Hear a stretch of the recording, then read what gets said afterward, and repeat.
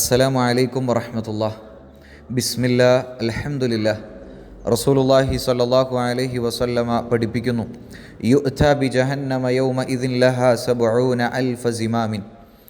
അന്ത്യനാളിൽ നരകത്തെ കൊണ്ടുവരപ്പെടുന്നത് 70,000 കടിഞ്ഞാണുകളിലായിക്കൊണ്ടാണ് എന്നാണ്. എന്നിട്ടോ മഅ കുല്ലി സിമാമിൻ സബ്ഊന അൽഫ മലക്കിൻ യജുറൂനഹ. അതിനെ വലിക്കാൻ ഓരോ കടിഞ്ഞാണിനൊപ്പം 70,000 വീതം മലക്കുകളും ഉണ്ടാകും എന്ന് റസൂലുള്ള പറയണം. സുബ്ഹാനല്ലാഹ്.